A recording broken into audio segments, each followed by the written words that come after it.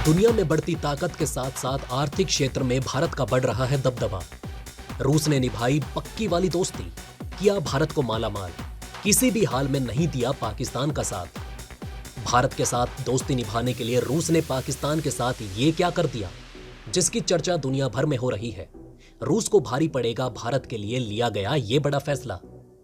Israel के इस फैसले से भारत को इतना बड़ा फायदा होगा जिसकी कल्पना भी आपने नहीं की होगी। भारत को खुश करने में क्यों जुटे हैं सारे देश? आखिर इजराइल ने इतना बड़ा फैसला क्यों लिया?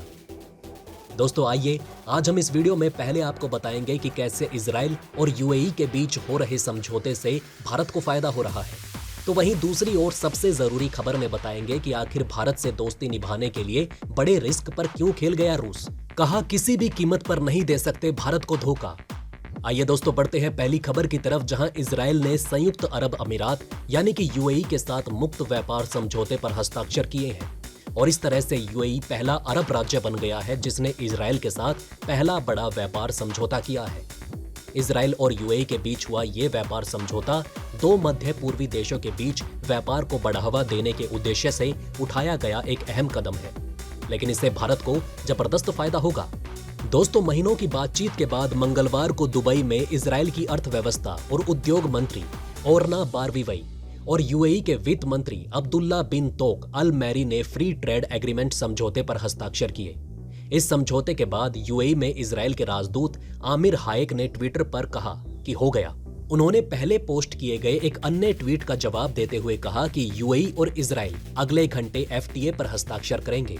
यूएई इजराइल बिजनेस काउंसिलिंग के अध्यक्ष डोरिन ब्राक ने कहा कि व्यापार समझौते ने टैक्स रेट, इंपोर्ट एक्सपोर्ट और इंटेलेक्चुअल प्रॉपर्टी को परिभाषित किया है, जो ज्यादा से ज्यादा इजरायली कंपनी को यूएई में अपने कार्यालय खोलने के लिए प्रोत्साहित करेगा।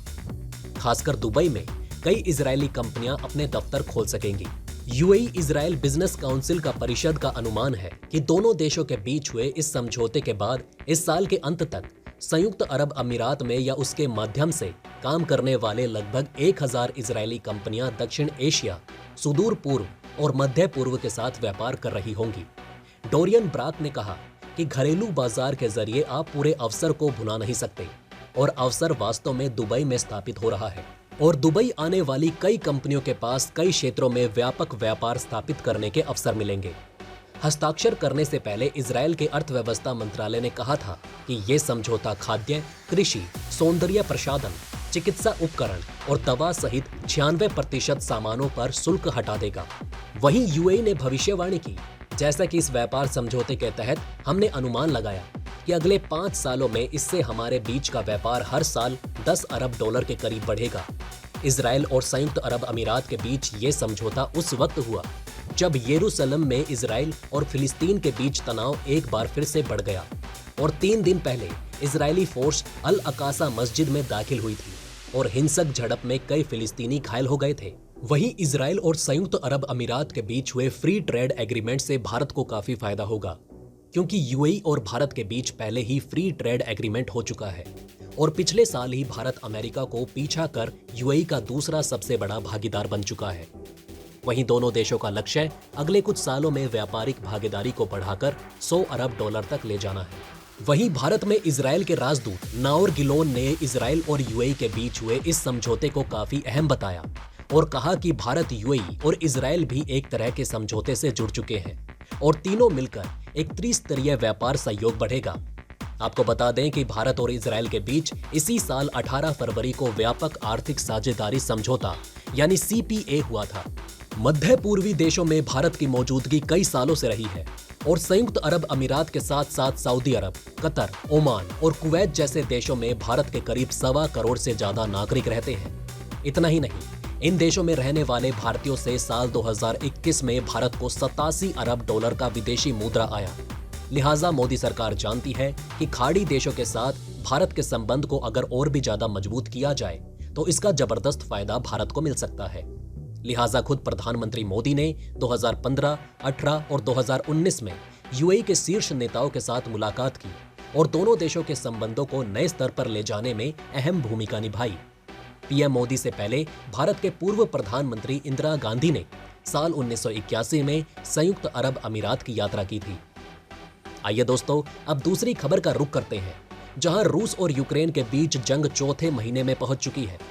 इस जंग की वजह से पश्चिमी देशों ने रूस पर कई तरह के राजनीतिक और आर्थिक प्रतिबंध लगा दिए हैं, लेकिन भारत इसका खूब फायदा उठा रहा है। भारत का रूस के साथ तेल आयात लगातार बढ़ता जा रहा है।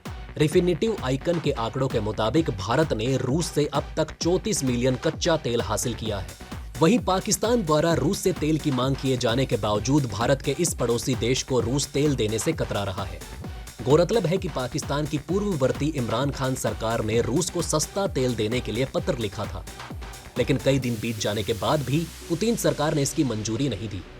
इस बीच पाकिस्तान के वित्त मंत्री मिफ्ता इस्माइल ने कहा कि अगर अमेरिकी प्रतिबंधों का खतरा नहीं रहता तो उनका देश रूस से सस्ता तेल खरीद सकता है। उनके इस बयान पर उनके देश में ही हंसी उड़ रही है, क्योंकि रूस से तेल लेने पर अमेरिका ने कोई प्रतिबंध नहीं लगाया है।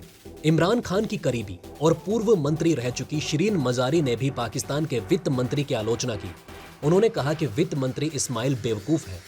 मजारी ने कहा कि रूस से तेल खरीदने पर कोई प्रतिबंध नहीं लगा है, उन्हें भारत को देखना चाहिए। हकीकत तो ये है कि उन्हें सिर्फ अमेरिका का डर है, जो उन्हें रूस से तेल खरीदने से रोक रहा है। आपको बता दें कि भारत ने अमेरिकी धमकियों के बाद भी रूस से सस्ता तेल खरीदना जारी रखा। रिफिनिटिव आइकन के मुताबिक भारत ने मई महीने में रूस से 24 मिलियन बैरल तेल प्राप्त किया। अप्रैल में ये आंकड़ा 7.2 मिलियन बैरल और मार्च में ये मात्र 3 मिलियन बैरल था। भारत जून महीने में रूस से 28 मिलियन बैरल हासिल करने के लिए तैयार है। राइटर्स के मुताबिक भारत ने 24 फरवरी से 26 मई के बीच तक रूस से कुल $6.4 बिलियन का माल आयात किया है। पिछले साल इसी अवधि में ये आंकड़ा 2 बिलियन से भी कम था। हालांकि इस बीच रूस को भारत का निर्यात लगभग 50% तक गिर चुका है। इसकी मुख्य वजह दोनों देशों के बीच अब तक एक औपचारिक भुगतान तंत्र स्थापित न होना है। भारत उन देशों में शामिल है जिन्होंने रूस के खिलाफ प्रतिबंधों की घोषणा नहीं की। ऑस्ट्रेलिया, ब्रिटेन, कनाडा समेत कई पश्चिमी देशों ने पहले ही रूसी कच्चे तेल के आयात पर प्रतिबंध लगा दिया है। वहीं रूस ने कई देशों को शर्तों को पूरा न करने के कारण सप्लाई रोक दी है। तो दोस्तों, अब आप हमें कमेंट सेक्शन में बताइए कि क्या ये बातें आपको पहले से पता थी। अगर नहीं तो इनमें से कौन सी बात आपको सबसे ज्यादा इंटरेस्टिंग लगी, और कमेंट बॉक्स में जय हिंद लिखना ना भूलिएगा। तो दोस्तों, हमारे इस वीडियो में हमने आपको बहुत सी बातें बताने की कोशिश की। अगर आपको हमारी ये कोशिश अच्छी लगी हो तो प्लीज लाइक करें इस वीडियो को, और इसी तरह की और जानकारी पाने के लिए सब्सक्राइब करें हमारे चैनल को। जितना हो सके इस वीडियो को शेयर करना ना भूलें। धन्यवाद। हम फिर मिलेंगे एक और इंटरेस्टिंग टॉपिक के साथ।